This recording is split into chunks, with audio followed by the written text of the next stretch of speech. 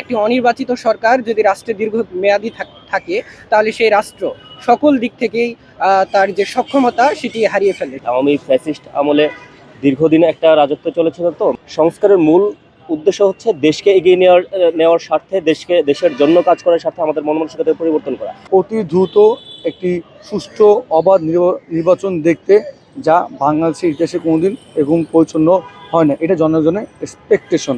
আমি চাই যাতে দ্রুত নির্বাচনটা হয়ে যে যে জনগণের ভোটে আসবে আমরা তাকে মেনে নেব। নির্বাচন না সংস্কার, কি ভাবছেন সচেতন নাগরিকরা? তাই আজকের আপনাদের জানানোর চেষ্টা করব। সাথে আছি আমি শান্তনু বিশ্বাস।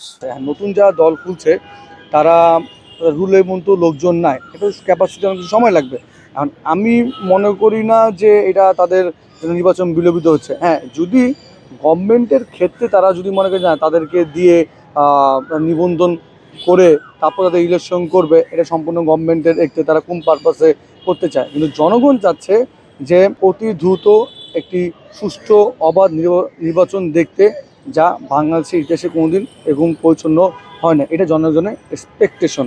যদি নির্বাচন হয় আর কোনো দল যদি টুটহাট আসন নিয়ে নির্বাচিত হয়, সেখানে আমি যতদূর জানি সংবিধানে যেটা আছে তারা যে কোনো সংস্কার করতে পারে।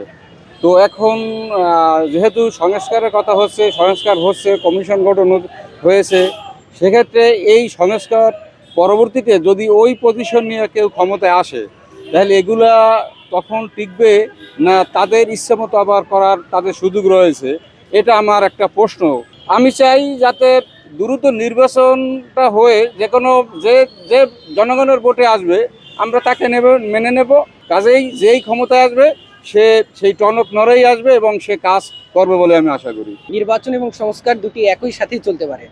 আর সংস্কারের জন্য যে দীর্ঘ মেয়াদের কথা বলা হচ্ছে বা একটা সময়ের ফ্রেমওয়ার্কের কথা বলা হচ্ছে, সময় বেঁধে দেওয়ার কথা বলা হচ্ছে, এরকম আসলে সময় বেঁধে দিয়ে কোনো কিছু হয় না।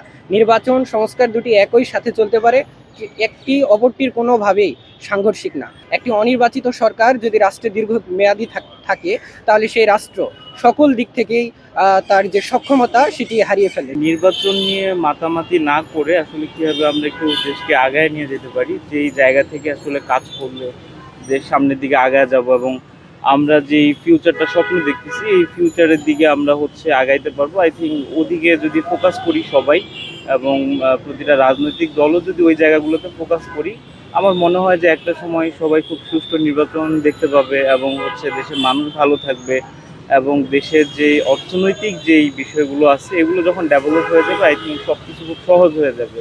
তো নির্বাচন নিয়ে মাতামাতি না করে দেশ কীভাবে আগায় নিয়ে যায় এবং যারা কাজ করতেছে তাদের কাজটা আসলে কতটা লজিক্যালি হচ্ছে, এই বিষয়গুলো গুরুত্ব দিলে আমার মনে হয় যে সামনে আমরা খুব ভালো কিছু দেখতে পাবো ইনশাআল্লাহ।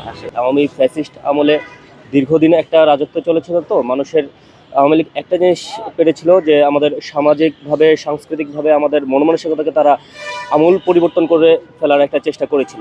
সংস্কারের মূল উদ্দেশ্য হচ্ছে দেশকে এগিয়ে নেওয়ার স্বার্থে, দেশের জন্য কাজ করার স্বার্থে আমাদের মন মানসিকতা পরিবর্তন করা। কাজে আমি মনে করি যে নির্বাচিত সরকার এবং কোনো রাজনৈতিক দলের মাধ্যমেই একটা দেশের পরিবর্তন সম্ভব, মানুষের পরিবর্তন সম্ভব।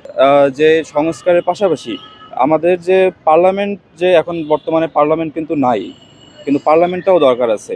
রাষ্ট্রের প্রত্যেকটা অর্গান কাজ করতে হবে। এখানে আমি পার্লামেন্টকে বিলুপ্ত করে বেশি দিন অনির্বাচিত সরকারও থাকা উচিত না, তবে সংস্কার জরুরি। আমাদের প্রধান উপদেষ্টা ডক্টর মোহাম্মদ ইউনূস স্যার বলেছেন যে ডিসেম্বর থেকে জুনের মধ্যে ইলেকশন দিবেন। তা আমি আশা করি যে প্রয়োজনীয় যেসব সংস্কার আছে এগুলো করে তারপর উনি নির্বাচন দিবেন। এখন একটা কথা যে সংস্কার চাই না নির্বাচন আগে, এখন আমি সংস্কারও করব না, তাহলে নির্বাচন ডিলে হবে, এরকম যেন না হয়। আবার একটা যে শেখ হাসিনার বিচার না হওয়া পর্যন্ত ইলেকশন হবে না, তো শেখ হাসিনার বিচারও করবো না, ইলেকশনও হবে না, এরকম যেন না হয়। প্রয়োজনীয় যে সংস্কার আছে এটার আসলে দৃশ্যমান সংস্কার হতে হবে এবং এটা রোডম্যাপ দিতে হবে এবং প্রধান উপদেষ্টার যে মতামত যে ডিসেম্বর থেকে জুন এর মধ্যে ইলেকশন দিতে হবে, আমি এটাই মনে করি।